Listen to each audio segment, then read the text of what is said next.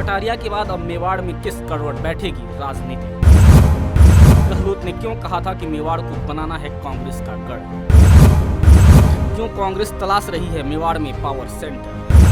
उदयपुर शहर विधायक और नेता प्रतिपक्ष गुलाब चंद कटारिया को असम का राज्यपाल बनाए जाने के बाद मेवाड़ की राजनीति में बड़ी उथल-पुथल मच चुकी है। पिछले 3 से 4 दशक की राजनीति के बाद अब बीजेपी में नेतृत्व पर सवाल उठ रहे हैं। राजस्थान की राजनीति के केंद्र बिंदु माने जाने वाले मेवाड़ में गुलाब चंद कटारिया 40 साल तक बीजेपी में सक्रिय रहे। पूर्व नेता प्रतिपक्ष कटारिया 8 बार के विधायक रह चुके हैं। अब यह सवाल उठ रहा है कि मेवाड़ में इस दिग्गज की जगह कौन है?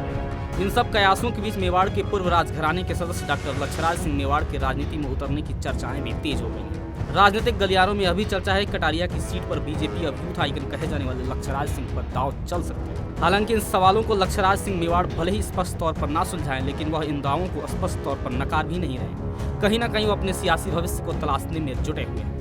अब इसके मायने भाजपा नेताओं से भी हो रही उनकी मुलाकातों से भी निकाले जा सकते हैं। पिछले कुछ महीनों के दौरान यूपी के मुख्यमंत्री योगी आदित्यनाथ और बीजेपी के प्रदेश अध्यक्ष सतीश पूनिया से वह मुलाकात कर चुके हैं। ऐसे में उनकी गतिविधियों पर नजर डाले तो उसमें राजनीतिक मायने साफ तौर पर नजर आते हैं। पिछले कुछ साल में सोशल मीडिया पर काफी एक्टिव है और लक्षराज सिंह के लाखों फॉलोअर्स से सामाजिक कार्यक्रमों में लक्षराज सिंह नजर आते हैं। सामाजिक कार्यों के चलते चर्चा में रहने वाले लक्षराज सिंह के नाम 7 Guinness book of world records भी दर्ज है।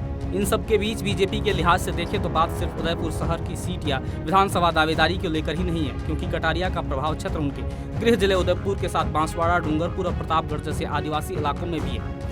जैन समाज से ताल्लुक रखने वाले कटारिया ने राजपूत और आदिवासी जातियों को बखूबी साधा है। क्षेत्र की 28 सीटों को कटारिया सीधे प्रभावित करते हैं। इसका ताजा उदाहरण यह है कि साल 2018 में सूबे में मात खाने वाली बीजेपी को 28 सीटों में से 15 सीटों पर जीत दिलाने में कटारिया ने महत्वपूर्ण भूमिका निभाई थी। ऐसे में मेवाड़ के पूर्व राजघराने के सदस्य के बूते बीजेपी न सिर्फ उदयपुर शहर की विधानसभा सीट जीतना चाहेगी, बल्कि इस पूरे क्षेत्र में अपना वर्चस्व भी कायम रखना चाहिए। इधर कांग्रेस भी अपना पावर सेंटर तलाशने में जुटी हुई। पूर्व कैबिनेट मंत्री गिरिजा व्यास जैसे कांग्रेस दिग्गज नेता भी इसी क्षेत्र से ताल्लुक रखते हैं। बावजूद इसके कांग्रेस को यहाँ सफलता हाथ नहीं लगती है। वहीं सीएम अशोक गहलोत जब इसी साल 7 जनवरी को विधायक प्रीति सक्तावत के घर पहुंचे तो यह मेवाड़ में चर्चा का विषय बना रहा है। पिछले विधानसभा चुनाव के दौरान मेवाड़ में जीत हासिल करने वाले इकलौते कांग्रेसी विधायक गजेंद्र सिंह सक्तावत को पायलट का खास माना जाता था। जब पायलट गुट ने बगावत की तो सक्तावत उनके साथ खड़े थे। जिनके कोरोना के निधन के चलते उपचुनाव में उनकी पत्नी प्रीति सक्तावत मैदान में उतरी और जीत हासिल। वहीं अब उनकी पत्नी गहलोत गुट के काफी करीब नजर आती हैं। खास बात यह है कि 25 सितंबर को गहलोत के समर्थन में इस्तीफे देने वाले विधायकों में प्रीति सक्तावत का भी एक नाम था। गहलोत ने वल्लभनगर में प्रीति सक्तावत के जरिए कोशिशें भी शुरू कर दी हैं। कांग्रेस मेवाड़ में अपने दशकों पुराने इतिहास को फिर से दोहराना चाहती है, क्योंकि कांग्रेस के लिए सिरदर्द उदयपुर शहर की यह सीट कभी कांग्रेस की गढ़ मानी जाती है। पूर्व मुख्यमंत्री मोहनलाल सुखाड़िया साल 1957 से 1972 तक लगातार यहां से विधायक रहे। उनके बाद इस सीट पर कांग्रेस सिर्फ 2 बार ही जीत हासिल कर पाई है।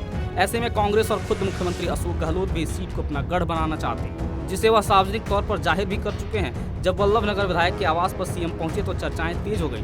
तभी गहलोत ने कहा था कि मेवाड़ कांग्रेस का गढ़ रहा है। अब फिर से उसी जोश और जज्बे के साथ चुनावी मैदान में उतरकर यहां भी भाजपा को पटकने देने की जरूरत है। आप जो मांगोगे वो मैं सौगात देने के लिए तैयार हूँ। और भी दिलचस्प वीडियो के लिए बने रहिए सच पे।